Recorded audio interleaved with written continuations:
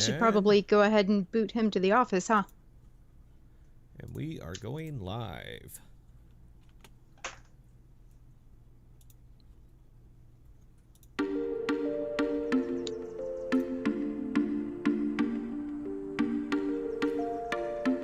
And I'm going to go sit on the potty real quick. I have 4 minutes. I'm aware of this.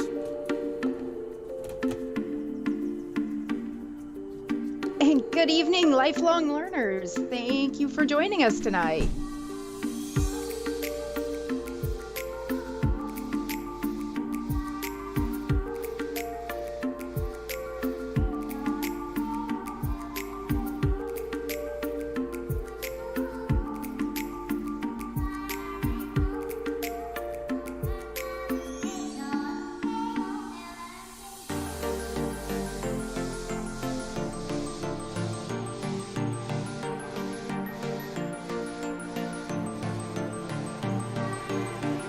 Ray, Colin, Alan, good evening. Thank you for joining us. And Anthony, welcome back.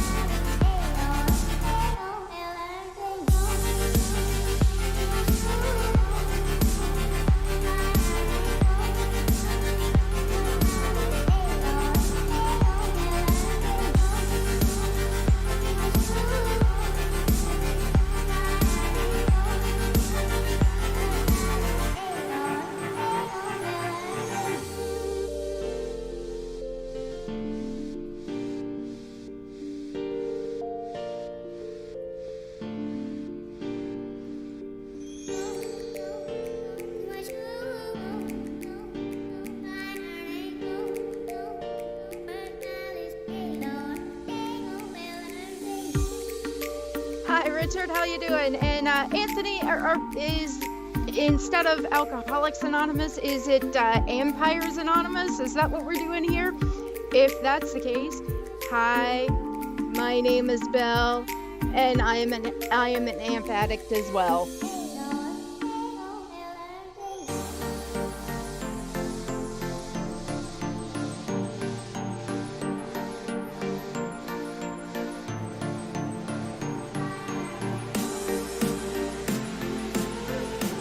And Useless Malarkey, welcome back. Josh, how's it going?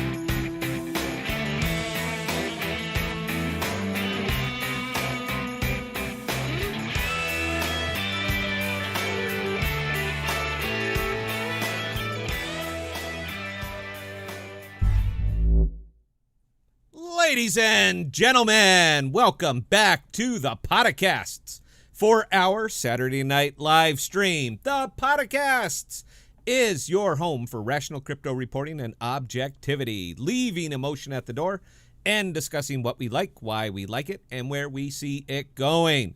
The focus of our channel is companies that use crypto and not so much crypto companies. And there is a distinction. One appeals to 6% of the planet, and one appeals to all of the planet. And from an investment standpoint, broader the market, greater the opportunity. I am your host, Scott, pragmatic investor who has won and lost fortunes, but clearly does not understand the YouTube. And joining me, as always, is my co-host, as well as the greatest producer of all time, Belle. Say hi, Belle. Hi, everyone. How are we doing tonight? We have a tendency to talk about what others are not talking about and bringing the focus onto use case cryptos because, as we know, these are what drive the market and bring innovation to a world that desperately needs it. The status quo is no longer acceptable, and it's time for a technological revolution. Welcome to crypto, and welcome to the podcast. Belle, how are we feeling tonight? Oh, I'm feeling pretty freaking well on this end. All right. You know what? Then why don't we take 2 minutes right now, and you can tell the audience what you did today. Everything, start to finish, and go. Oh, so today Vlad and I actually had a baby shower / housewarming party that we had to go to, followed by a half-hour trip to a lake where we celebrated someone's birthday along with Vlad's. For those of you who don't know, Vlad's birthday was yesterday, so it was kind of a joint birthday party. Not my idea, by the way. And he's old, isn't he? He's old, huh? How old is he? Go ahead and tell everybody. We're all family here. He just turned 50. My goodness. Turned 50. That is Mike Morgan. Thank you so much, man. So, look, guys, it turns out that we are, Belle told me that we are turning into an actual crypto show here. And we would not and could not do it without your support, the OG Podocasters. That's why we send you guys t-shirts. For any of our new viewers, and again, I'm just stunned whenever we get someone new. You know what? I cannot thank you enough for giving us a chance, but I'm sad if this is your first time visiting us that it's on a Saturday when we are not our usual professional selves. But with that in mind, we wanted to give you guys some show updates so you see where we are going and what we are doing.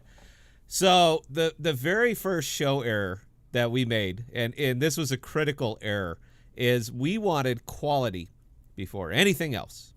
Now, unfortunately for me, quality costs. I don't know if you know, but it's pricey. And we are nowhere near the size of a channel that we should be before we start upping the game and doing what we do. But Belle and I made a promise to ourselves that we would never phone it in, and we would continue to push until I go broke. That was an easy decision for her. Oh, yeah, just do it. So with that in mind, phone lines will be open every show from the second segment on. You got something you want to talk about. We are here to listen. And further, the second segments from now on will be guest-oriented. That was part of the thing that we were talking about, and we had to get real here. We are a radio program operating on YouTube. And as I am an old radio guy, we want to bring you the whole effect, which sadly includes good audio. I think we got that part. Phone lines, we have that part now, and guests. So we're stacking the guests. Now, Thursday, this coming Thursday, it's going to be a big night for us here at the Podcast. You know, it's going to be a big night for the AMPIRE. Eli Noto from Flexa HQ will be joining us for an entire hour. Phones will be open, and we are going to absolutely run the gamut of discussion about all things AMP related. We expect our podcasters to fill those phone lines and just give them the business. This is your money, and Eli knows right where they're keeping it. So you know what? Ask him. Everything that I say, every video I make, every time I say AMP, it is all conjecture. it's informed opinion, but it's still opinion. So we beat the bushes. Let me back that up. Belle beat the bushes to get Flexa HQ on the horn for you. So please don't let us down. And second, in our ongoing quest for guests, we've stacked up some good ones. But we have to keep them completely in the realm of the crypto audience. So I think on August 7th, is that Saturday, Belle? Yes, Saturday, August 7th, also at 7 p.m. Central Standard Time, we do have another guest coming on. Why don't you introduce the guest? Our guest that we are bringing on August 7th is Emery. Emery is a tax professional who is very, very, very well versed in crypto. You guys have been hammering us for a couple months now with questions related to taxes, so we're bringing Emery on so he can address some of those questions for you. Don't let us down. Keep those questions coming. He likes answering them. So you guys have tax questions. We got you a tax pro. Not as exciting as Eli, but this one is going to do more for your wallet. This guy is going to do more for your wallet. So, again, August 7th, we're bringing on a crypto tax professional just for you. Neat thing is that the why it works out for us is that Emery is a freelance tax guy. So if he drums up some business for himself while he is giving us, the AMPIRE, his time, good for him and good for you. Taxes is one hell of a topic in regards to crypto, and particularly important to Flexa folks, as spending crypto is taxable. So we are bringing on Emery to clear these things up. And again, it is a Saturday, right, Belle? It is a Saturday, yes. Okay. Now, I personally, I don't want to bring the tax guy onto the show on a Saturday. Our numbers are way down. No one tunes in on Saturday, but that's the only day he had, and hopefully it'll get some replayability for the folks who miss it. It's a critical element of crypto is taxes, so we want to get to the bottom of it. I don't think we have a guest for Thursday, but we're going to find someone and we will fill the slot. Our question for the audience is my question for the audience is simply this: are we going in the right direction for you guys? We spend a lot of time talking about crypto. Belle and I spend a lot of time talking about crypto, but we wanted to create a show that had some elements we enjoy that we think will translate to YouTube. I have no idea how we're doing because there's no way to keep score when you're small and starting out. And Anthony, thank you so much for supporting our channel. I didn't see anything. I didn't hear it pop up. Oh, there it is. Anthony, thank you so much. Are you guys enjoying the direction? Should we continue to push it? Are there any particular angles we are not hitting that you would like to see? I have funds set up for this project, and you know what? When they're out, they're out. But we have no problem upping the tech if it's necessary. I know this for a fact because I just laid out $1,000 for a bigger UPS to handle everything for this new direction, meaning guests. And Thomas, thank you. I didn't. She sees it before I do. I'm glad she does it. Look, we cannot, absolutely 100%, we cannot go down during Eli's interview. It would destroy our credibility. So I had to pay for that. I had to cover that. We got it. But what would you guys like to see? Is there anything in particular, or are we hitting every wicket for you? If you have some recommendations, please drop them in the comments or send them to Belle at ThePodocasts.com. If we like them and we use them, you know what? Free t-shirt. How about that? So I haven't spent enough on this. I want to keep giving away t-shirts. But we're not so much about building a show as we are about building a community. It's a community that you let me host, but it's not ours. This isn't ours. This is yours. And we want to make it right for you. But look, I digress. I just wanted you folks to know where we are and what we have planned. Good things and good directions, I hope. So it's Saturday night. The market's down. the apple juice glass is mostly full. I started a little bit early. Don't judge me. And we have nothing but time and a wide open agenda this evening. We weren't planning on going live tonight, but we've gotten a lot of new subs recently, and they might not know what they're in for. So I thought it would be fun to show them. This is the Podcast Live, and we do a crypto show like nobody else does a crypto show. No charts. I don't care about them. No price predictions. They are the worst kind of theater in the crypto world. Just a pragmatic view of the crypto space and why we buy what we buy and sell what we sell. We love to do it, and we hope you guys enjoy it too. So we were gonna do a 10 and 10 at the start of the second segment, but Belle's been very, very busy. But last Thursday, that was the best show that we've had as far as viewership goes. I mean, we were over 100 a couple times, and there were so many questions we didn't get to, and I want to give them time on the show. If you guys took the time to type it out, I damn sure want to give you my time. I respect your time, and I'm gonna take care of that. We don't run from anything. If you have something to say, we are all ears. Now, sadly, and I didn't want to do this, but Belle said there was no way in hell she can keep up. But come the Eli segment next week, so on Thursday, we have to change our policy to comments from subs only. It's not that we don't want to hear from you. It's not that we don't want to hear from everybody who joins us. But we do want to make sure that the folks who have been here the whole time get their chance to speak their piece.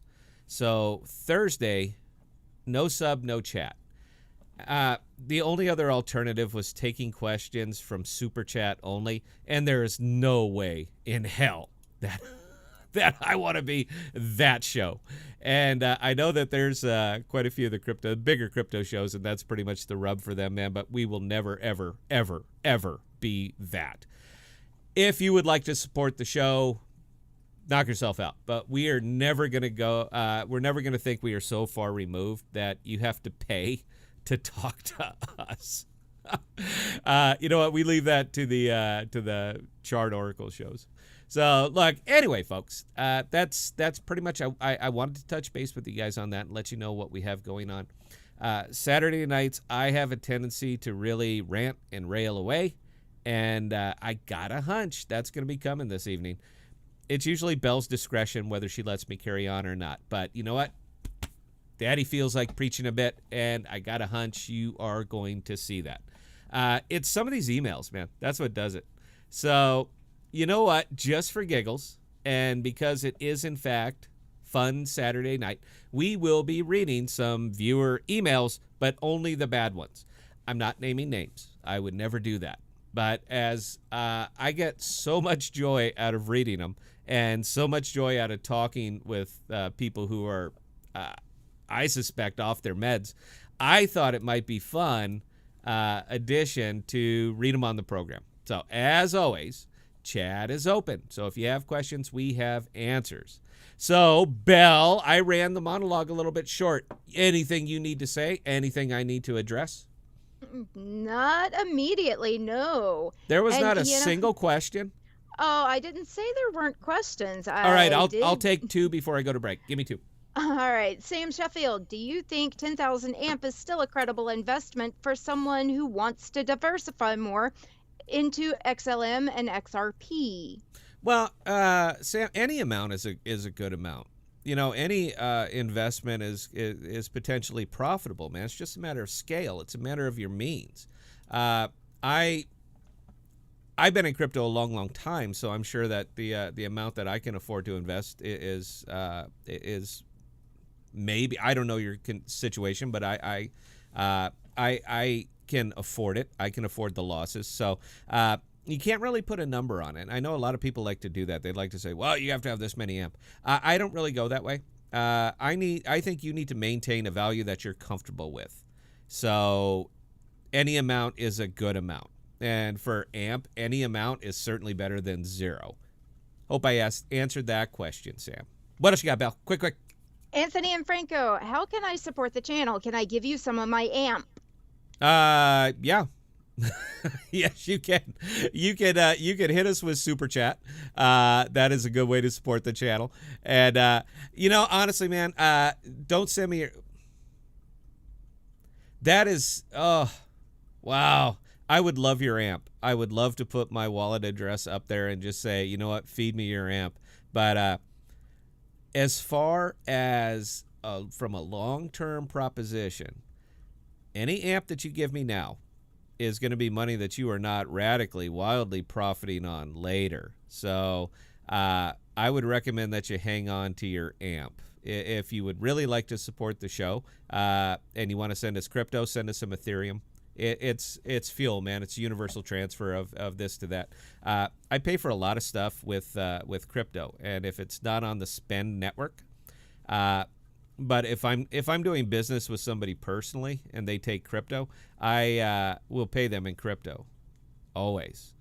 That's a me thing. That's an anonymity thing, man. I'm not advocating you do it, but I'm advocating that I'm telling you that we do it. So, yeah. But you know what? That's actually interesting, man, because that's another question that I wanted to ask Eli. You know what? I'll tell you. What do you guys think? I think one of the best things that, and it's a dream of mine right now, is to really have, see over there on my backsplash, see where it says Flex accepted here. My dream for YouTube and Flex HQ and all that is to make that a reality, meaning let us integrate the SDK into YouTube.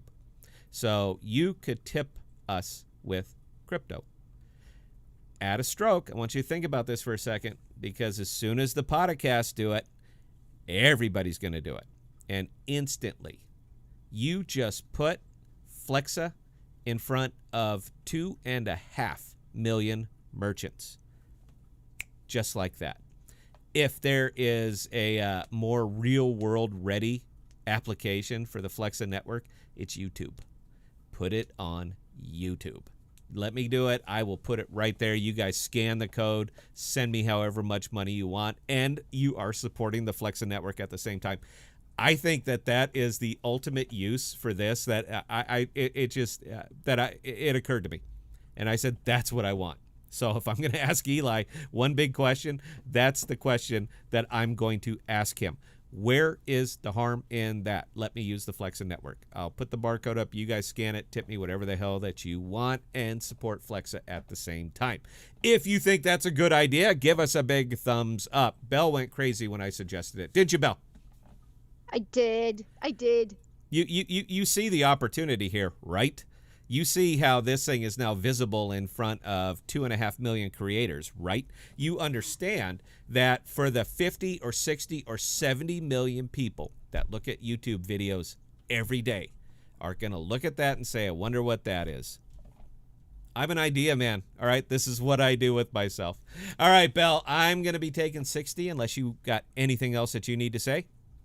Oh, there's 3 more questions, but they're fun. They are fun questions. They can wait until after we take a short break. Excellent. I love Saturday. So anyway, guys, the phone lines are open here at the Podcast. If you want to give us a call at 515-523-6995, we are happy to talk to you about anything that you would like to talk about. We're not even going to hold you to a subject tonight, all right? It's fun Saturday. Whatever the hell you want to talk about, the phone lines are open. And with that, ladies and gentlemen, I'm going to take 60 seconds. I'm going to freshen up the glass, and we will be right back. Thank you. Yes, I know. Thank you. Thank you.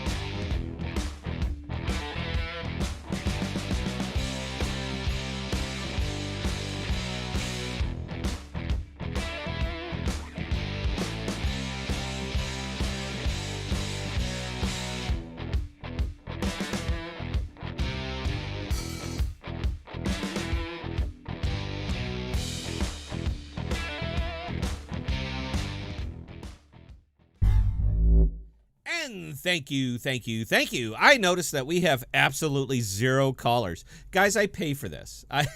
This costs me cash as I do it.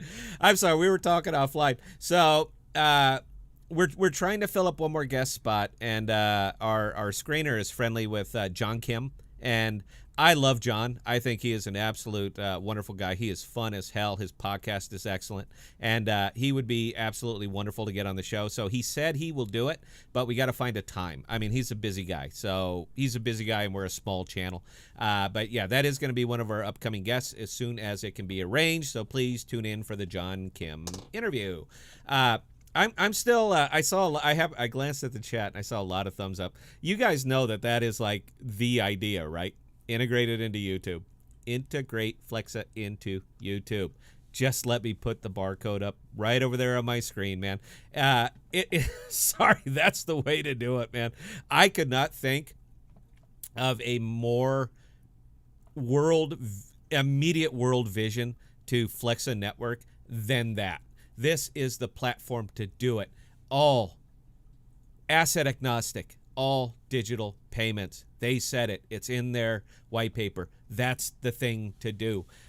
Income is great. You know what? YouTube is better. I'm sorry, but it is. It absolutely is. So, yeah, I'm going to ask Eli about that. He is the, product development. So, I'm sorry.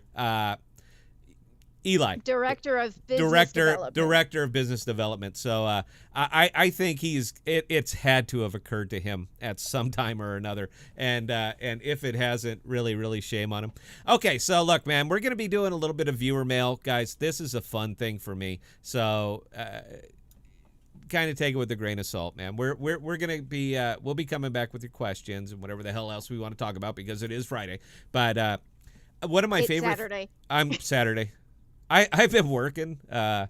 It's been a long week, man. I mean, it's been a long week. I had to work today. I had to go back into freaking Microsoft, and yeah, it's just been a long week.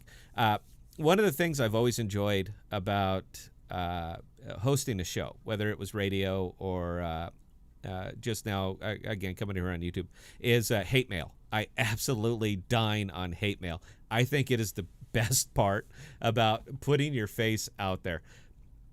I am almost as old as Vlad. I am 23 years old plus shipping and handling. So when you get to be older, you develop a thick skin. The stuff that bothered you as a kid, it doesn't bother me now. I've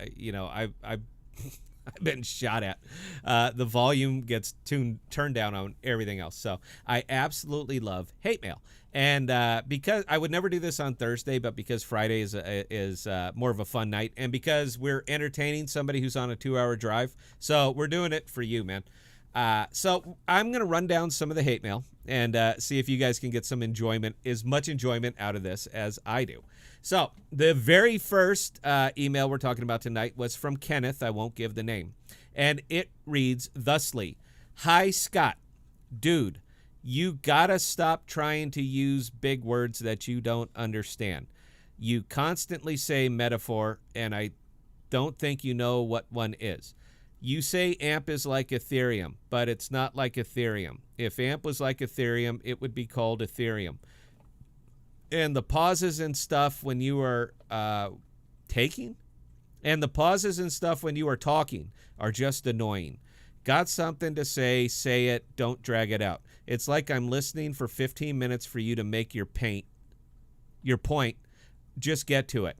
You say you are a radio person, but YouTube isn't radio, and stop trying to make it like radio. If I wanted that, I would listen to it. Yeah, so, Ken, yeah, I know.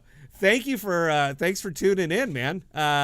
Usually when you do a hate mail, you throw at least one little positive thing in there. You gave me nothing. So just to clarify, Kenneth, a metaphor is a figure of speech in which a word or phrase is applied to an object or action to which it is not literally applicable. So, yes, I'm using metaphor correctly. I'm an English major, dude. All right, this is kind of in my wheelhouse, but thank you for the critique. You know what? Keep watching. Keep watching the show, man. I love the views. So the next does Princess Bride come to mind with that? What do you mean? This does not mean what I do not think. That I don't. You know the line. You That think I don't doesn't know? mean what you think it means. Yeah, you think I don't know what a metaphor is? You're kind of in my wheelhouse, babe. But thanks for playing. So the next one is from Karen H. We actually got a hate mail from a girl, and considering that the entire viewership, out of the entire viewership of the podcasts, 3% is female, I think that's a good number. So the fact that I got one email from a female is just astounding, considering our viewership, our analytics. So this one is from Karen H. It says, "Hi, Scott. I like your show, but don't like your show. You are hard to look at." You are hard to look at. You say you are an old guy, and you are right. You are an old guy. Old guy. It's sort of creepy. I like what you are saying, but I don't like that it's coming out of you. Maybe can you find someone different and just write stuff for them? Lots of people do that. I like the videos and stuff, but I don't really like looking at you. Tell Belle I said hi, though. Sorry, can't keep watching you. Belle, what? I got nothing here. I'm usually pretty quick, but boy, I got nothing here. I don't know what to do with this. Belle, why don't you take this one?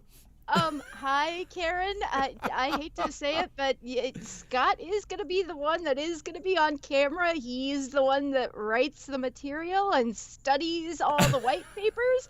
And this, no, he's the one that paid for all the equipment. So, of course, he's going to be the one on camera. You know, I got to ask. I got to ask, Karen, is there something specifically ugly about me that I can work on?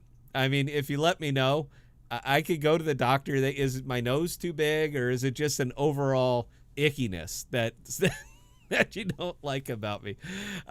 Yes, and I literally got this email. It's fun reading these, guys. I don't know if you've ever gotten real big hate mail before. I get a lot of it. People are passionate about me one way or the other. There doesn't seem to be a lot of middle ground. They either really like me or they really cannot stand me. So Karen obviously has picked a side. Karen, you know what? I'll miss you. I will miss you. We could have been something, babe. We could have really been something. Okay, our next email is from Gobnobbler. I can't help but think that this is not his permanent email address. I won't give you the whole thing. Let me just say it's Gobnobbler. I don't know what that means, but I'm a boomer, so maybe that's shut up, Belle. All right. It goes thusly. Dude, yikes. I really like crypto and like lots of channels, but yours is just not good. Why do you put price prediction on your videos and not give price predictions? That's stupid, and it's just clickbait. Do you know what that is? You say you are new to YouTube, and clickbait is when you promise something and then don't deliver it. I report all of your videos for clickbait, but for some reason they keep letting you make them. I'm going to start a YouTube channel that just he misspelled exposes. That just exposes clickbait, and you are going to be the first. Do it right or stop doing it. Gobnobbler, I really appreciate you watching the channel. I appreciate you watching the videos. I'm glad that I inspired you to shake out the creativity dust and start your own YouTube channel. I'll tell you what, man. Send me back, hit me back. Tell me what the channel is. We'll take a look at it. If it's good, we'll plug it. All right. I have no hard feelings, man. If I'm not for you, I get it. All right. So this one was a really short one. I don't want to read this one, Belle. You started it. Read it. All right. This one is from Mike. It's just Mike. Dude, I don't talk about guys a lot or how they look, but you are an ugly guy. I'm sensing a theme here. I'm really sensing a theme here. I don't put a lot of... Look, I shave my head, all right? I don't put a lot of value in... I don't put a lot of thought in my personal appearance because I don't care. I'm 23 plus shipping and handling. I don't care anymore. But 2 out of the 5 last bad emails I got all said that I'm an ugly guy. So I'm starting to get I'm starting to not feel good about this, man. Maybe we have to Guy Fawkes this thing from now on. I'll put the mask on and just talk away. We'll find a way to make the audio work. Mike, thanks for watching. And I'll say to you what I said to Karen. I think you should have gave us a chance, man. All right. I think we could have been something. All right. I'm not saying you're the one for me, but I appreciate the email, and I appreciate you giving me a chance. So. And Anthony just donated $5 for all the hate. Is that what it is? I and a Band-Aid. Okay, yeah. Dude, this is my everyday. Anthony, thank you. This is my everyday, guys. As we get bigger and bigger, I get more and more emails. And you know what? They're about 50-50. Have some people like them, some are very constructive, some are just mean. Okay, this next one is from Crypto Ninja Dude. Crypto Ninja Dude. All one word. It goes, Scott, I don't really like your show much, but think I can help. Can I guest on your show? I am big into SafeMoon and Shiba, and you don't understand them, but I can explain them to your audience. You only recommend these little sucks token, and your people will never make real money with them. I was going to send this, he misspelled this. I was going to spend this to Belle, but her email doesn't work. So if you would like to do this, send this to Belle. Okay, Belle, why don't you get hold of Crypto Ninja Dude? Because I think we might have found our next our next Saturday night guests. I'll tell you what, I will. Wait a minute, no. This show is not for us. This show is for the AMPIRE. So I will put it out to you, AMPIRE. Would you guys like to have Crypto Ninja Dude on the podcast as a guest on the next time we do a Saturday night? Would you guys be comfortable with that? Would you like to have him hear him explain to you SafeMoon and Shiba? And I'm going to go out on a limb here because I can name you about a dozen other coins. He's probably got a bonfire t-shirt. Would you guys like to see Crypto Ninja Dude here on the podcast? I would be more than happy to interview him, and I'd have a good time with it. So if that's something you guys think you could get some enjoyment out, please let us know. Thumbs up, talk to Belle, whatever you want. Again, we're not doing the show for us. We are doing it for what? Neil Smith is the first one who responded to that one and goes, he should just call into the show. Jesus is God. Types in, oh God, the poop coins. But I guess what I'm saying is for a Saturday night, because we're just more about fun on Saturday night than we are about really drilling down. Do you think that'd be a fun little addition? I could have Belle seeking out the dregs of the crypto world and bringing them on so that you guys can call in and talk to him. I would be more than happy to do that if that's something that you guys would like. If you done it, let us know and we'll go ahead and arrange it.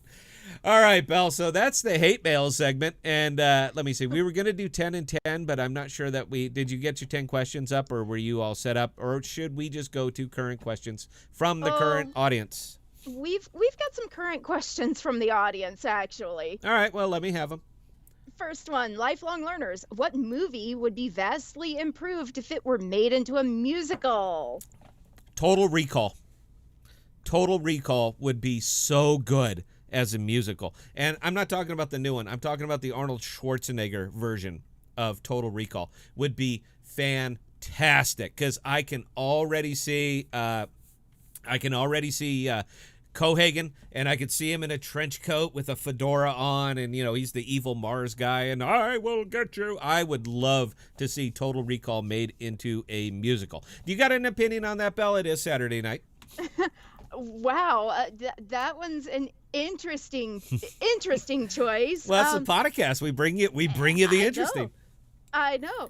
Oh, there's a lot of. I'm gonna have to think on that question a bit and decide which out of the movies I've seen would be amazing as a musical. I do watch quite a few movies, so that's a tough one. Okay, we'll tail back around it. We'll tail back around to that. Belle, what else you got? Hit me.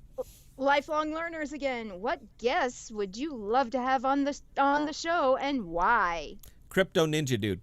That's who I want on the show, Crypto Ninja Dude. I will frame him right here because I will not do the interview unless he does video. I want to see who I'm talking with. Eli will most likely be an audio. Interview. He's a busy guy. So if I can just get him on the phone, that's good enough. You know what? That's what we do for radio anyway, so it's not going to be so out of the realm. But I want Crypto Ninja Dude. That's who I want up there. I want to frame him. I want to hear his arguments. And I just want to destroy him. It's not hard to beat up on low-hanging fruit, but I would enjoy that. I think the audience would enjoy that. You wouldn't get a lot of value out of it, but you know what? It's Saturday night. What do you want? It's supposed to be entertaining. We are a crypto infotainment channel now. Crypto infotainment. So, yeah, I want Crypto Ninja Dude or Lifelong Learners. I want to put Lifelong Learners up there and let him just talk and talk and talk. Yeah. Okay. I'd love it if Lifelong Learners came on, honestly. That'd be a fun show. I think it would. So why don't you guys get in touch, see if you can work it out. Okay, what else you got? Next question is also from Lifelong Learners, and it's to both of us. Okay. Belle and Scott, how did the podcast begin? Who made this happen? How did you meet? We met, you know what? Go ahead, Belle, you take it. I talk all the time. We met about a decade ago, honestly, doing a mutually geeky activity. I joined a sword fighting group, and Scott was a part of it. Scott actually gave me tips there that I have never forgotten, and yeah, I'm still sword fighting today and use the advice that he gave me, and it really screws with people. I'll tell you what. Let me see. Go ahead, keep talking. I'm going to see if I can find if I have a photograph of myself somewhere. Go ahead and keep talking. Oh wow.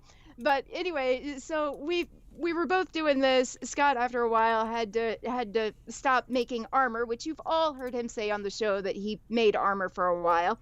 I learned a lot from him, but yeah, I continued being a part of Renaissance fairs and using what Scott gave me as, you know, just to screw with people. It works wonderfully. Yeah. I actually just recently talked him into coming out to one I was at, and yeah, I got it sideways. I'm sorry, guys, I didn't have this planned. It's sideways. That's me at Ren Fair. So we are philosophical people, but I'm also a huge geek. So yeah, we enjoy this stuff. But yeah, Belle and I met at Ren Fair, and we just kind of took off from there. So I've been podcasting for a long time. I'm not going to send them out. You know what? No, I'm not going to link them in this because we don't want to cross the stream. So what I was podcasting about and what we're doing here are radically different things, and we're just not going to cross the streams. But yeah, I mean, as one thing led to another, I peeled off, started to do a radio show, and I needed some help with it. So Belle, was happy to start producing on that side. If you've never done a live show, there is a lot that goes into it. I mean, there is a lot, and you can do part of it well. You can do one part of it well, or you can do many parts of it poorly. So we opted for well, and that kind of stuck me as content and host. And Belle does the producing and co-hosting. So, yeah, we've been doing radio for a while, and then we kind of moseyed over to YouTube. Mostly, it's because I have such a passion for crypto, and I absolutely believe that the world that you are seeing right now is not the world that you're going to be seeing in 5 years. Hell, it's not the world you're going to be seeing in two years. I understand that it's volatile, and I understand that everybody is just absolutely screaming, "Oh my God, the sky is falling! The sky is falling!" Guys, the sky is not falling. Some of us lived through the .com. We've seen this before, and if you want to see why a lot of vet traders are just unfazed by this, it's because we've already been through this. Specifically this is nothing new to us. We have already been here. We've already seen it. We've already done it. There's a reason that I keep the focus on my videos where I keep the focus on my videos, because I want to remind people that haven't been through this that this too shall pass, because it always does. But when you have solid tech and solid ideas and things that will absolutely change the planet, you've just got to wait. because the planet doesn't change that quick. And again, I know crypto moves fast. If you don't have the Lambo tomorrow, you failed. But man, it ain't so. It's never been so. Do you think Microsoft was Microsoft back in 1995? No, they weren't. It takes time. You got to build it. You got to develop it. You got to get in front of people. You have to do all these things. And that's why I'm so absolutely passionate and why the main focus of our channel is on AMP. Because this is one of those world-altering technological revolutions that just needs time to get in. It's not only technically superior, but I never thought I'd say this, but it is morally superior. It does not deal with fractional banking. It has nothing to do with all this. Asset agnostic. Nobody's done this, ever. It's never happened. From the time that people were using pure gold and silver and semi-precious metals as currency, from the time that that's occurred, nobody has built or designed or even worked around a network that would be as asset agnostic as gold. But and they Aaron did it. Hopkins, thank you so much. Oh, thank you. And he interrupted my rant. Should I continue on with that, Belle? Because I will just absolutely go off there, and I know we lose viewers when I do it.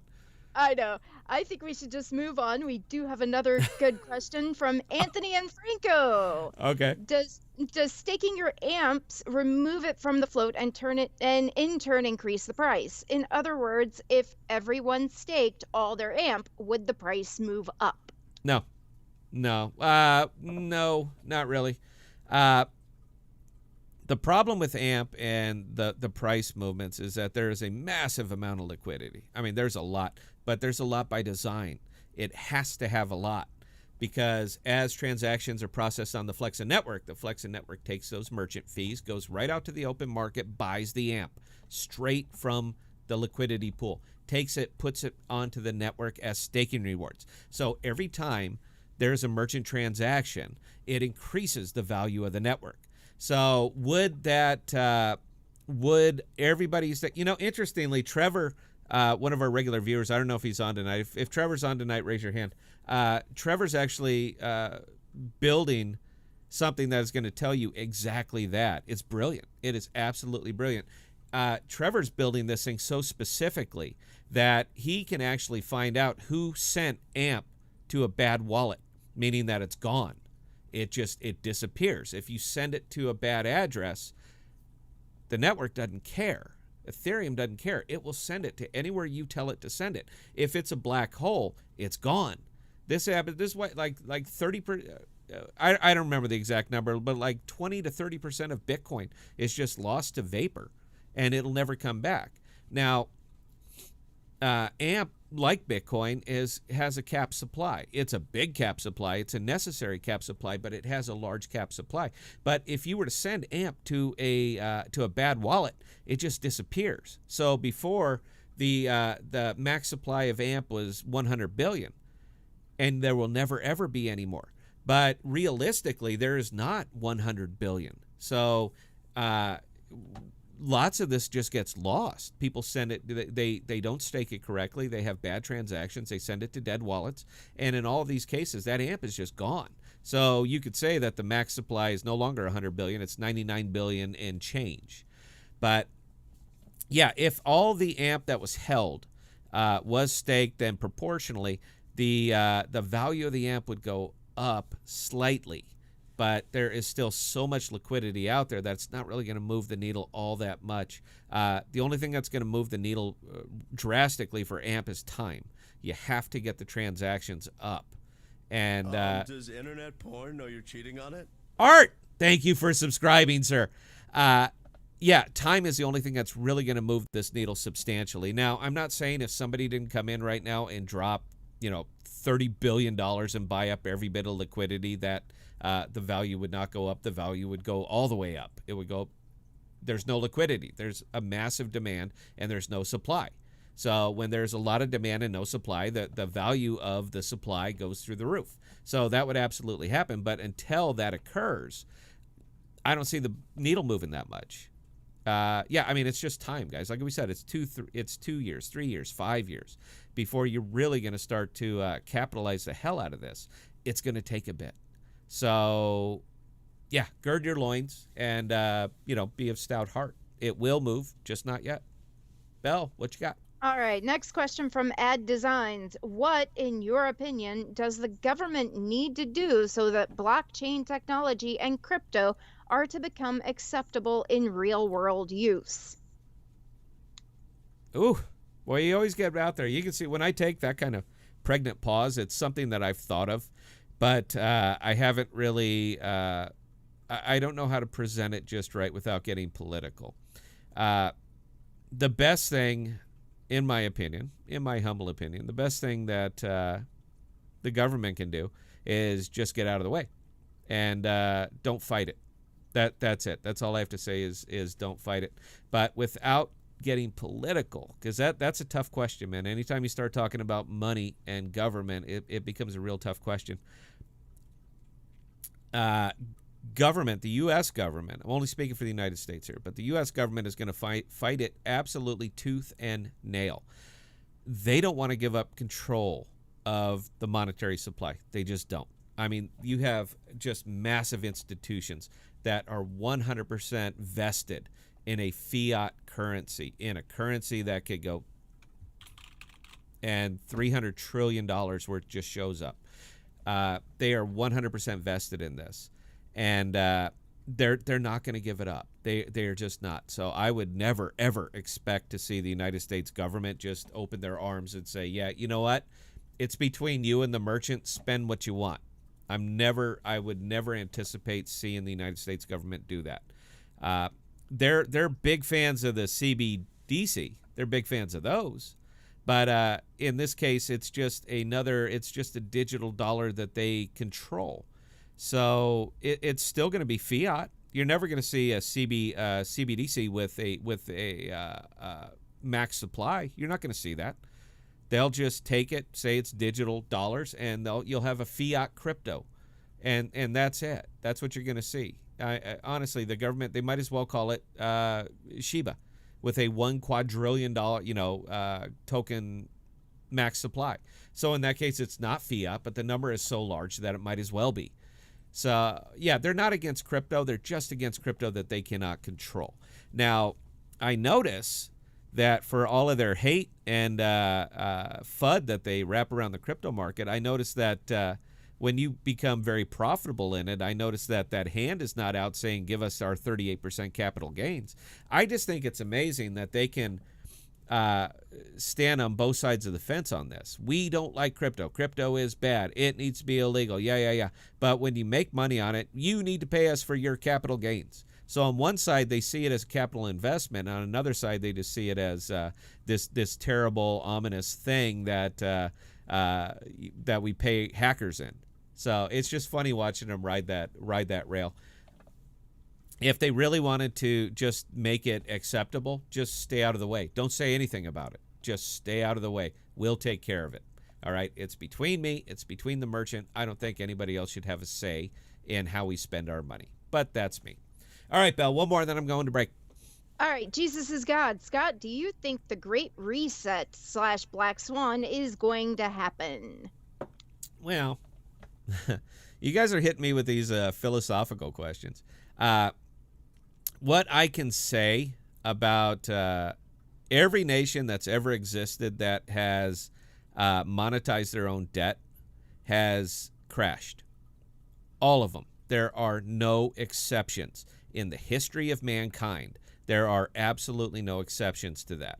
So to say it's going to happen again, yeah, 100%. Absolutely. I won't tell you when. Everybody say, oh, I know, 25 years. It's fun to make 25-year predictions, by the way. I'll be dead before that time comes to pass. So I could be, Nostradamus in this case.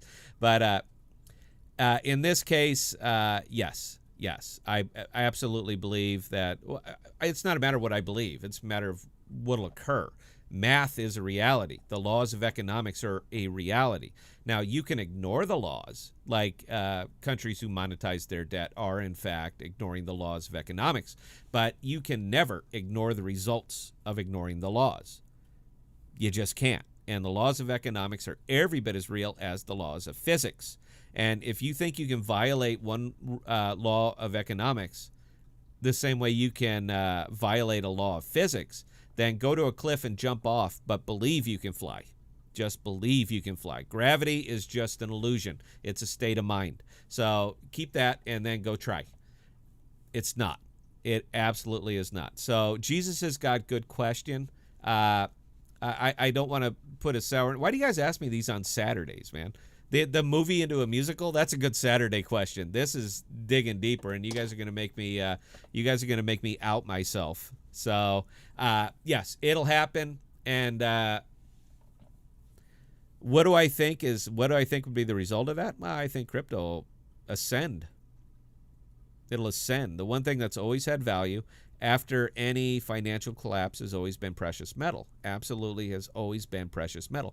Crypto is, for all intents and purposes, digital precious metals. It hits the same wickets as a currency.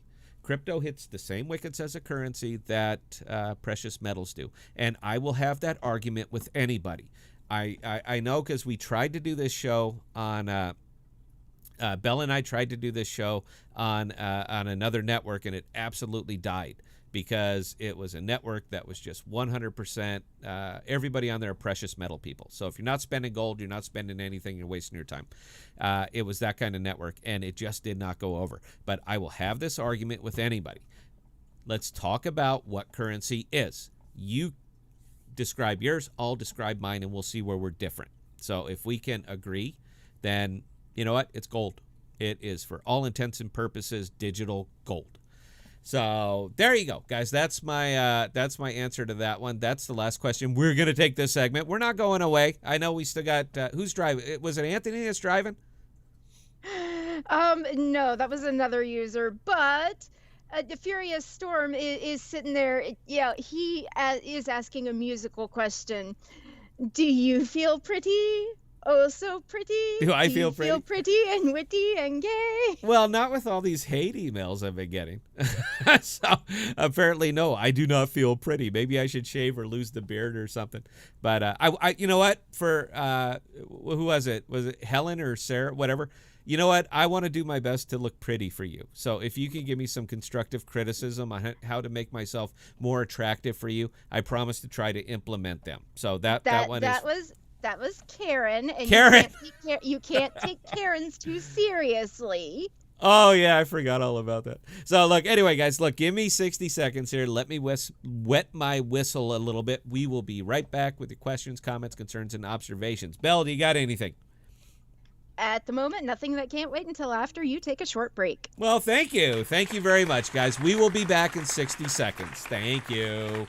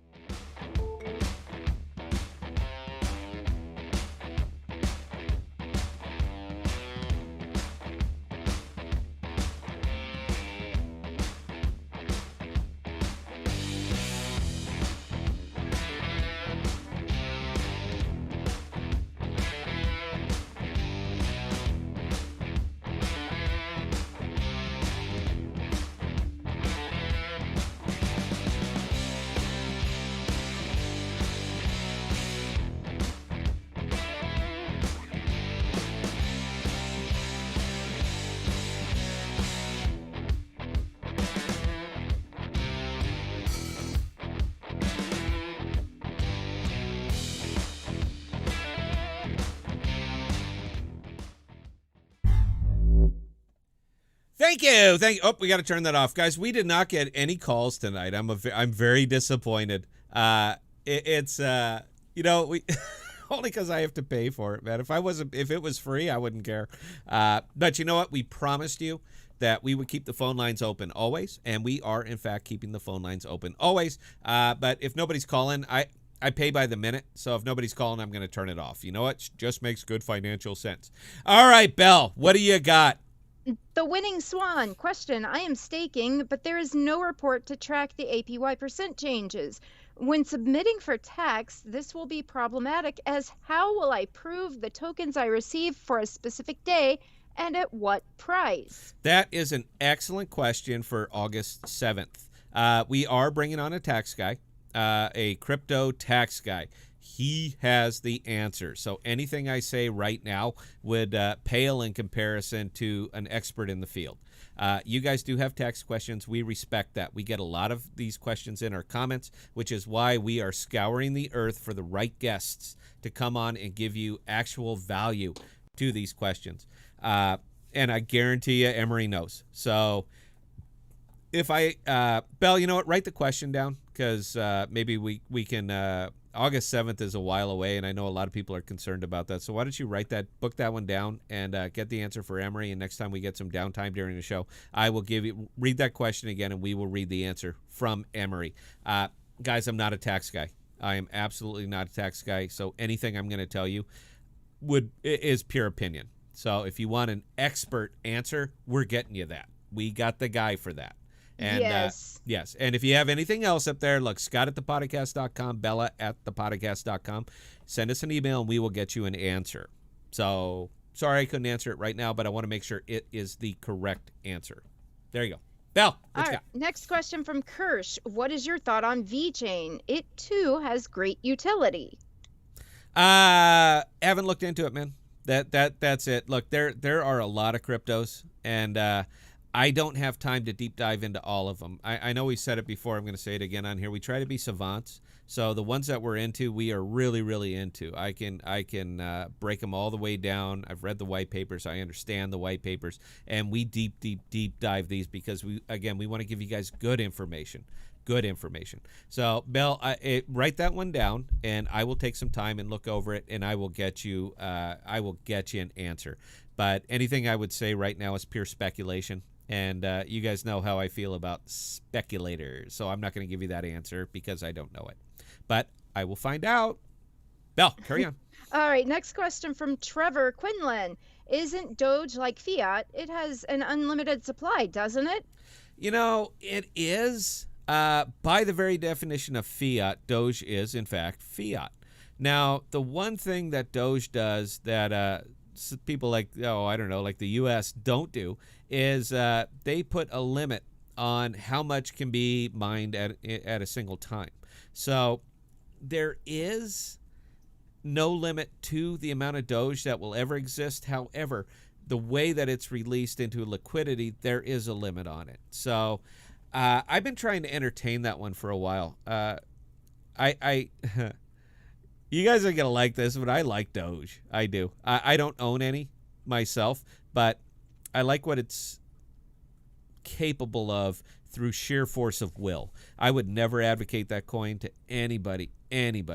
But if they ever break down and find out that the only true use case for Doge is as a spendable currency, and there's a reason that it's on the Spend app and the Gemini network, if the 2 million plus Doge holders ever decided at one time that we're going to give a use case to Doge, I think the world shakes. I really do. So yeah, they do have, it's not an unlimited, it is a unlimited max supply. There's no limit on it, but there is a limit on how much can be brought in monthly. And personally, if I had to really drill down into why they did that in the first place, I would probably say that it's a counter to inflation. So they have a way of keeping the price of Doge somewhat regulated. That would be my guess, but it's just a guess. I've never even read the Doge white paper. I didn't see the point. That's a me thing. If somebody has more knowledge on that, you know what? Give us a call. So, Belle, carry on, please. Dave, how does Strike compare to Flexa? Stripe. A lot of these other ones are they're kind of falling into the same trap. Now, the one thing that Flexa has going for it over anything else, purely over anything else, is the asset agnostic. Nobody else is doing that. Nobody else can do that. The only way that they could do what Flexa is doing is to do it the way Flexa is doing it, and Flexa has a patent pending. That is specifically what that patent is. So that is the big thing that they have going for it. Now, Visa and there's a few other ones. I've been poking around on them a little bit. They're all kind of the same thing in that they need individual partnerships, smart contracts to make their system work. So if you're paying with Bitcoin, the only thing that is going to come out the other end is Bitcoin. Whereas with Flexa, anything goes in and anything can come out. So you could literally pay with Bitcoin and the merchant can be compensated with Litecoin. Doesn't matter. It's up to the merchant. So there are a lot of other people doing this, but none of them can do it the way Flexa does it. They just can't. Maybe over a longer period of time, they might be able to really, get a stable of merchants together that are willing to work with each other, and a group of smart contracts together that are willing to work with each other. But right now, they just don't. It doesn't exist. So not only is Flexa better from that aspect, but Flex is ready now. Everything else that we talk about, and we see it a lot in the comments too, is these are all products that have a neat idea or products that are in development. Flex is developed. I mean, it's there. They're already going out and seeking more and more partnerships. They're trying to get it out in front of more people because it's ready. It's not an idea that still needs development or time or any of that other stuff. Right now, the only time Flexa needs is to get out in front of more people. And in the tech world, first to market tends to dominate that market. Flexa is the first to market. So, yeah, that's why I know I need to spend more time looking at these alternates doing what Flexa is doing, man, but I just, honestly, I don't see the point. Every single one of them are going to have the same underlying problems, meaning that they're not asset agnostic. They can only take in certain things that they have smart contracts for. They can only do these things. That's why Visa is coming out saying that they are working with 50 different people. They need 50 different cryptos. They're making partnerships with 50 plus different cryptos. Flexa doesn't need any of that. It's ready now. Doesn't need the partnership. Pump in whatever the hell you want.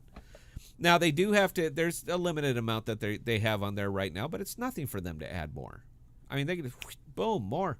So it's just a superior product. That's why my money's there. That's why so much of my money is there. I'm not shilling this. We released a video today, and it just occurred to me that we put out a lot of AMP videos. It looks like I'm shilling for it. I'm not. I don't care if you buy it. Doesn't matter to me. It doesn't matter to me, and it doesn't matter to you. Show me. And just forfeit. Thank you so much. I was about to rant again. Did you cut me off on that on purpose? No, actually I didn't, but you were about to start ranting again, and yeah. I'm not allowed to do that. I'm not allowed to rant, but I was going to go on 10 minutes of desk pounding there. So, okay, Belle, please carry on.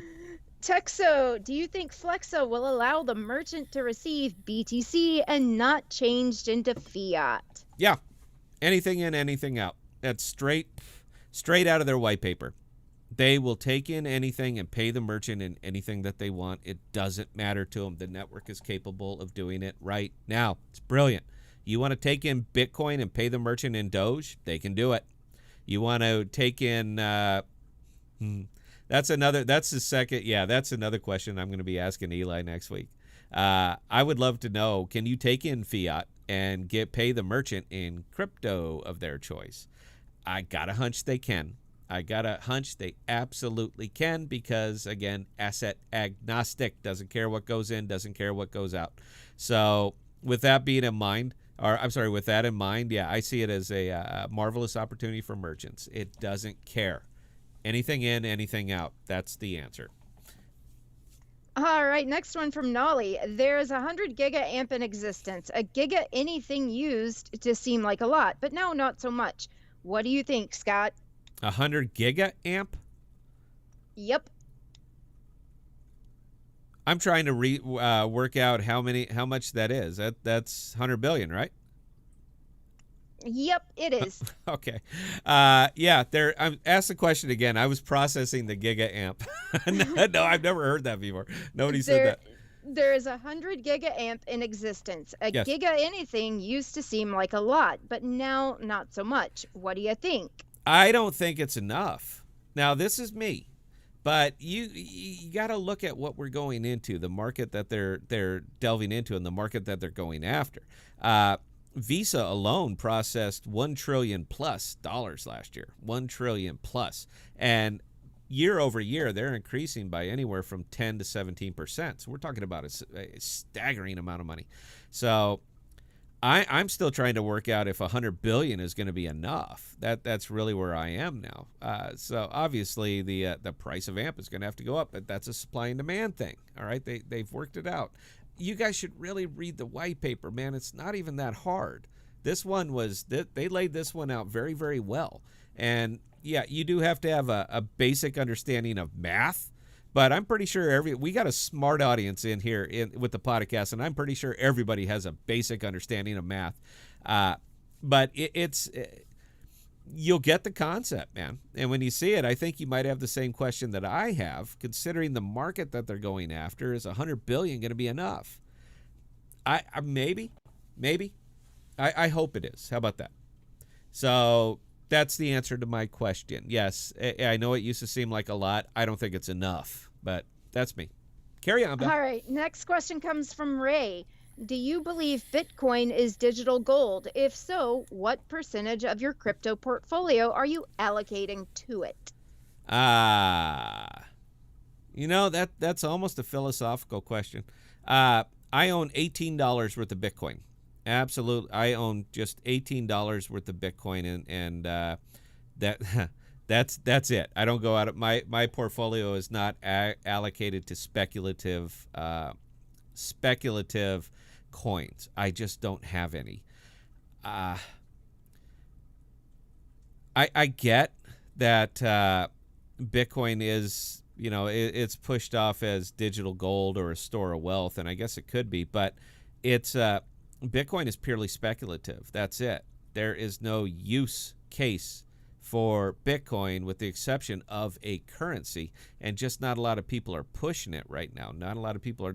Everybody sees it as just purely as an investment, as pure speculation. The first thing I always ask whenever I'm looking at any kind of crypto is, what's its use case? What is it for? So when I look at something like AMP, and I do make I do equate it over to Ethereum. Ethereum, by its very nature, is not speculative. It is a use case. The larger the network grows, the more demand that is put on the limited supply of Ethereum, the higher the value goes. This is very, very, very basic supply and demand. But Bitcoin isn't used like that. The only way it increases in value is that if more people buy it, then sell it. Period. That's it. And there is no debate or argument over this. That is its value. Similar to Doge. More people have to buy it than sell it. If more people buy it, the value goes up. There is no use case for it. Whereas AMP by itself, as it's used, the only way it's used is with merchant fees, meaning somebody bought something and Flexa got 0.5% of it. In that case, the AMP is used at that time. The 0.5% is sent out to the open market. It buys that much AMP and it puts it back on the market. Therefore, it increases the value of what's in there. It's not speculative. It is pure use case. So I get the question, and I'd love to give you a better answer, man, but I'm not going to change my mind on that. If more people are selling Bitcoin than are buying Bitcoin, the value goes down, period. So store of wealth, gold, I'm just going to leave it there until it's used actively as a currency. It's not gold.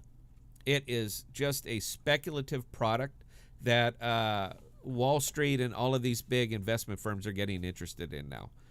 But yeah, that's it. I don't know if you like that answer or not, but that is my answer on that.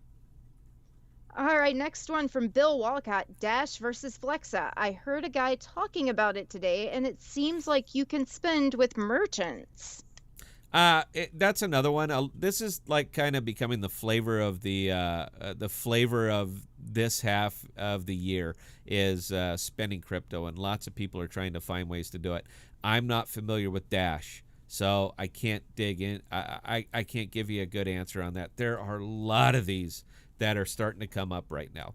The two big power players that are in this space right now are going to be Visa, and they are going to be Flexa. Those are the two big power players. One has resources beyond imagining, Visa, and one is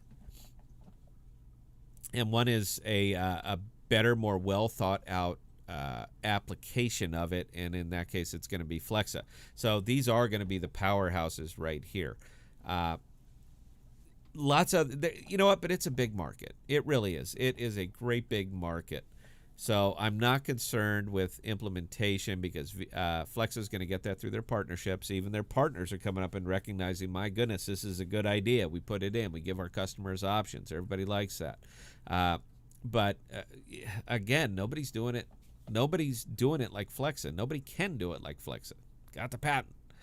So there's a lot of room in the space, but I think you're going to see those are going to be your two big players in the space. And again, the partnership announcements seem to be supporting that argument for me.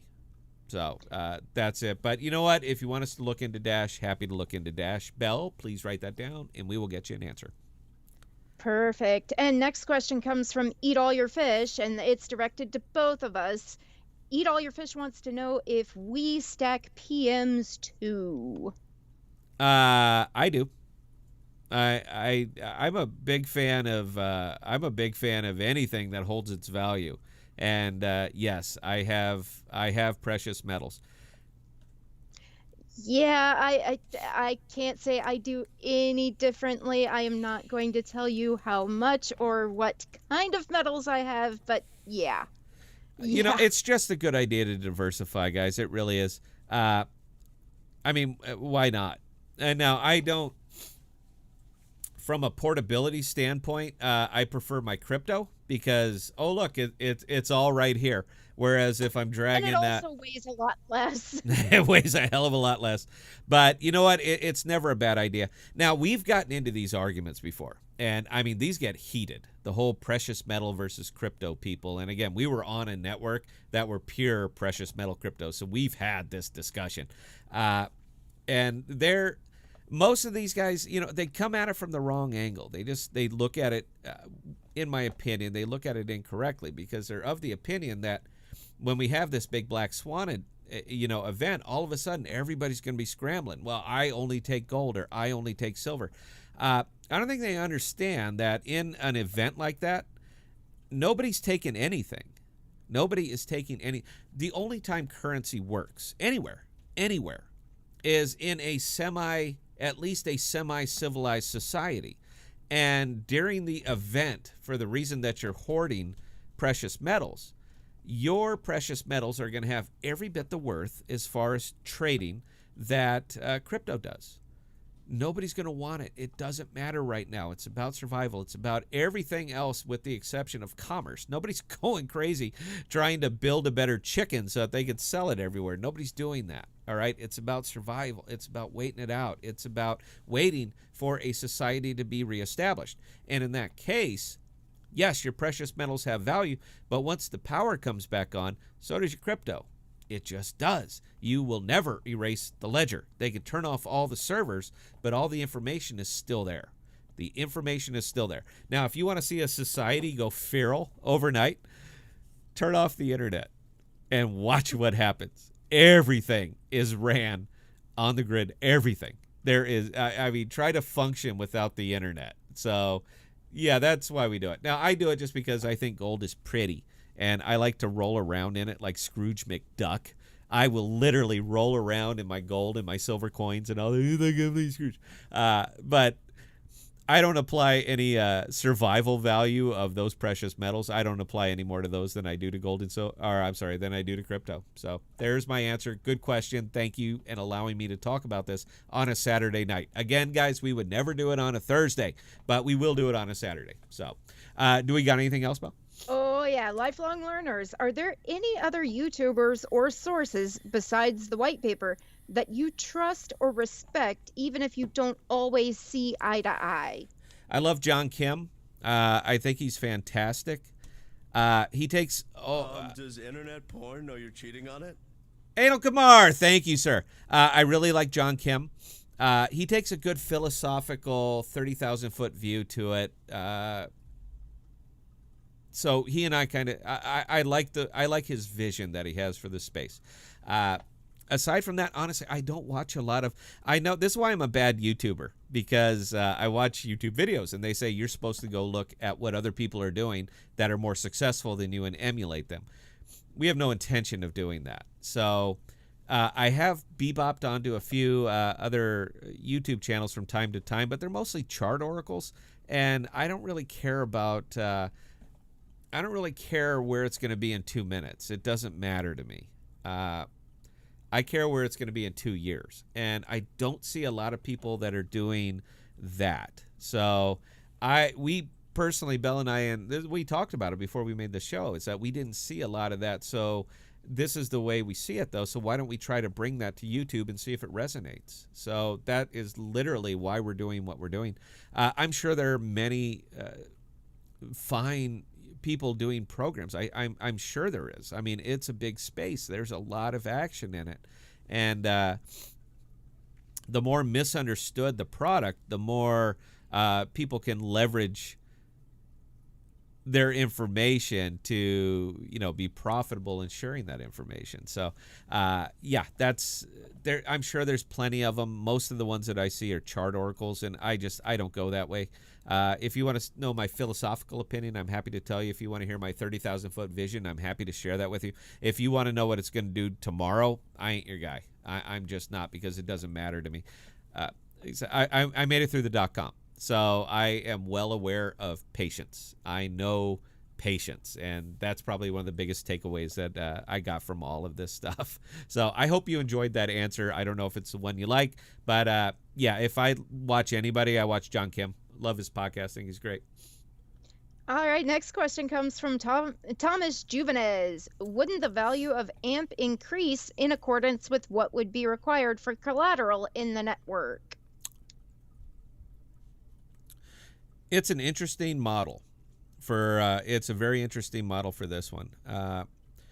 Once again, supply and demand is what it is. And as the volume of transactions increase on the network, and as more liquidity is purchased on the network, and as demand increases and supply decreases, figure that out. So that's all I'm going to say about that one. Supply and demand is a absolute reality. There you go. All right, Chester, when do you think capacity AMP staking options will increase? Wait a minute. Clarify that question. What do you mean by AMP staking options, as opposed to like staking on MetaMask, or the amount of wallets that they will accept there? Is that what the question is? The question was read verbatim, so I'm going to let Chester respond to that in chat. Expand on that a little bit, Chester, and I'll give you a better answer. And just for feet, does AMP have to be staked for it to succeed? What if 75% hold it and say only 25% stake it? What then? Well, I mean, you're still going to kind of run into a supply and demand issue. There has to be liquidity on the network in order for the network itself to grow. But by the very nature of AMP, and they literally talk about this directly in the white paper, liquidity holdings are actually going to be detrimental to the AMP. They're going to be detrimental to the liquidity holder as this continues to mature, as there is more demand on the network, as there is more liquidity being bought up. It will over time become more and more detrimental to the liquidity holder because the greater rewards are going to be given to the stakeholders. Liquidity holder gets no reward whatsoever.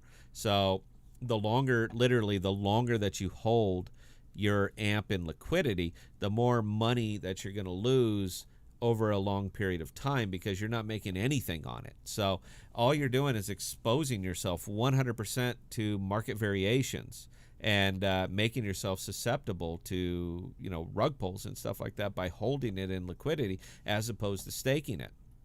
I know 4% doesn't sound like a lot, and I know it's not 4%. You guys know what I'm getting at. But I know it doesn't sound like a lot, but it's exponential. So because of the way staking rewards are paid out, it is exponential. So as soon as they hit your account, the next time you are getting 4% on this greater value, and it will continue to do so. So I personally have never understood why people purely hold a non-speculative token in liquidity. I've never understood that. For the most part, I don't understand why anybody holds any of their value in liquidity. Now, it's always fun to play around with it.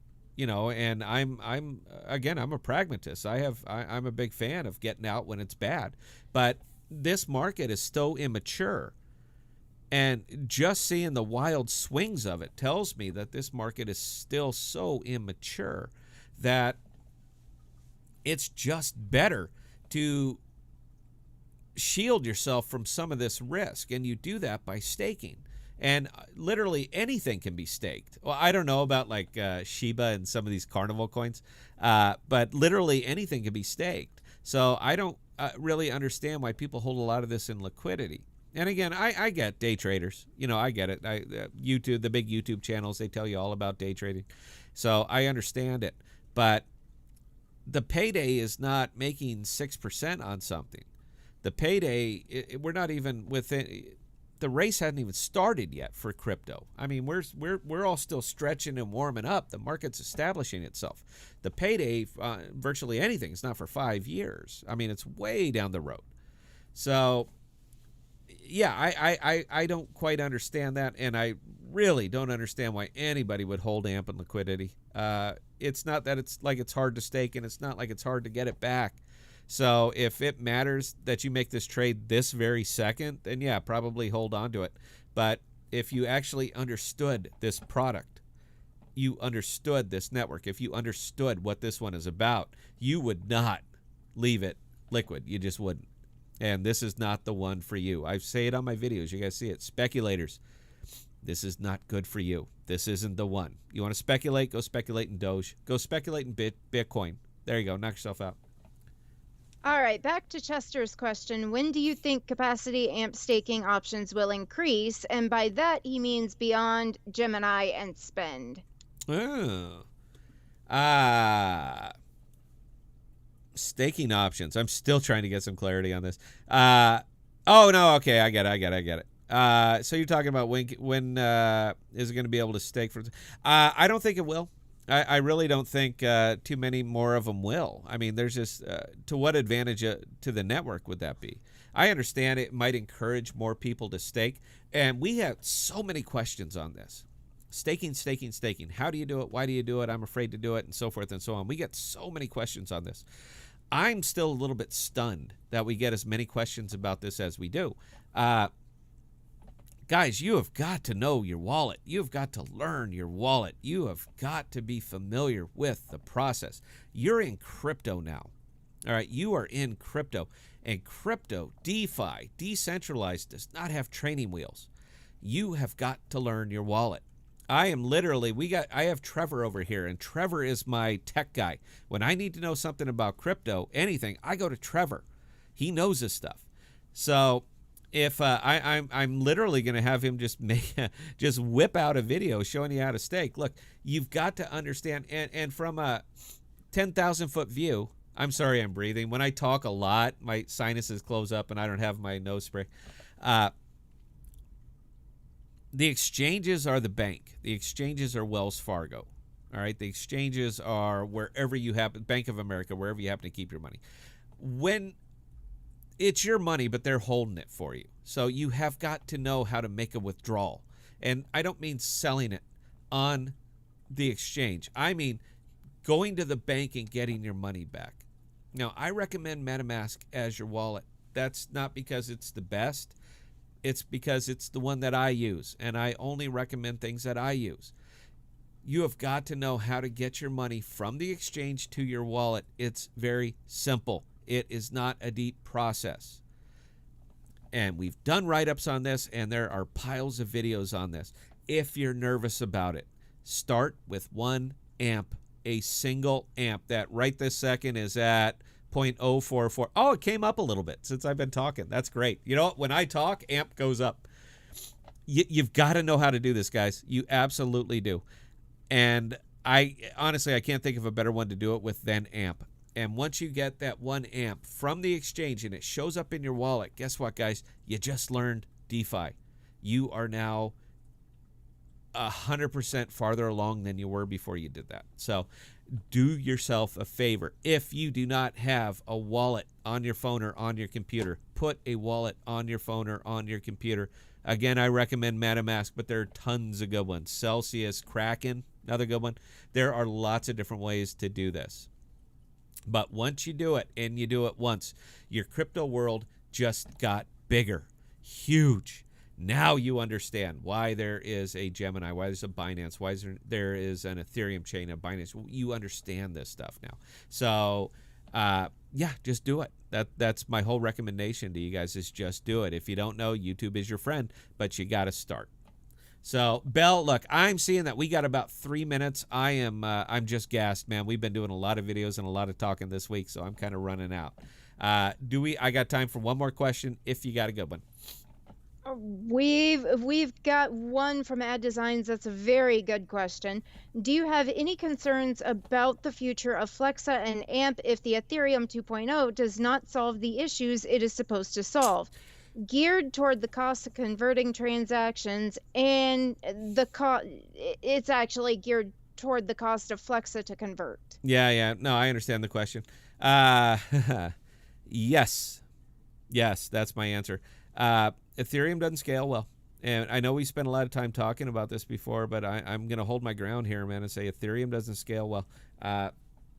Considering the nature of Flexa and what it is and what it does and how it will be doing conversion and all that other stuff, it's very, very important to the network itself that those fees be manageable, that those gas fees be that those conversion fees be manageable. And yeah, they're going to need Ethereum 2.0 to work well. It's fine for now because the volume on the network is so low. So it's fine because they can just, leave it collateralized until we can find a better time to convert it. Like everybody else, it goes up, it goes down. So unless they're getting a volume deal, and I don't see how they do that, then yeah, I have a concern, and I really hope Ethereum 2.0 works well. Now, a lot of these level 2 companies are going to be kind of the answer. For me, I would love to see a partnership with Scale. I'd love to see a partnership with Ren. I would love to see Flexa make these partnerships so that they can take advantage of the level 2, which they can make up in volume, so they can cover a lot of these fees with volume, stack them up, do them all at once. I would love to see those partnerships, but I haven't seen them yet. So if they are going to go at it alone, then yeah, it's very important that Ethereum 2.0 does what it's supposed to do. It's, I only give you guys the answers that I believe. That's what I believe. All right. Well, since you were only taking one more question, That was the last question for tonight. Guys, ladies and gentlemen. Yeah. I get to have my Jerry Springer moment. Then it's your show, Belle. Come on. How long have we been doing this? Yeah. Guys, look, it means the absolute world to us every time that you tune in to watch our show. We love the questions. We love this audience. This is the best audience in crypto. There is simply not a better one. I told you I don't watch a lot of crypto channels, but I do take a look and see what they're doing and how they're doing it. And I'm sorry, man, there is no better audience in crypto than right here at the podcast. You guys are on, you're sharp, you're quick, and that's it. So every time you guys tune in to see us, it absolutely means the world to me. I cannot thank you enough. If there was anything I could do to make it better for you, I want to do just that. So like I said at the beginning, if you guys, anything that we're doing on the show that you want to see us do different, emails, right here. Right here. You let us know, and we're going to see what we can do to make that happen. So, again, I am all talked out. Belle's going to be taking it away now, like we've been doing on every single show before she starts talking over me. I'm very disappointed in you, Belle. Very disappointed. Oh, and now you're not going to talk at all. Now I'm the bad guy. Huh? Now I'm the bad guy. Nope. I wasn't going to say that. Well, you'll learn to live with it. I learn to live with disappointment all the time. Guys, I'm going on mute. I can't. Thank you. Ladies and gentlemen who joined us on tonight's program, tonight's live stream of the podcast, we do thank each and every one of you. All of your questions are fantastic. I know there were a few we did not get to tonight. However, we do keep those, and we will address them as soon as we possibly can. Again, we are going to be live again on Thursday with Eli Noto from Flexa on Thursday at 7 p.m. Central Standard Time. If you guys have any questions, definitely drop me an email at bella@thepodcast.com or scott@thepodcast.com, and we will get them on the list. We are definitely asking a lot of questions from you guys. Just a reminder, the phone lines will be open on Thursday. So if you don't email us and decide to call in instead, that is fantastic. Again, we will be back on Thursday, and we will see you next time.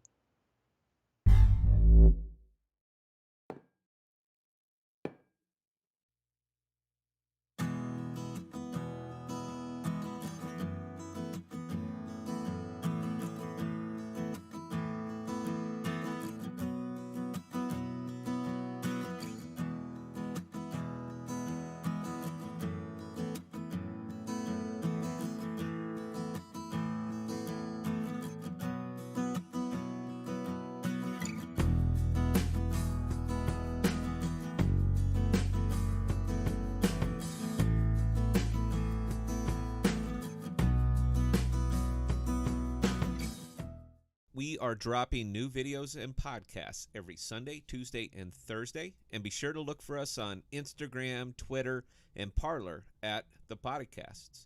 Also, visit our page at ThePodocasts.com, all one word.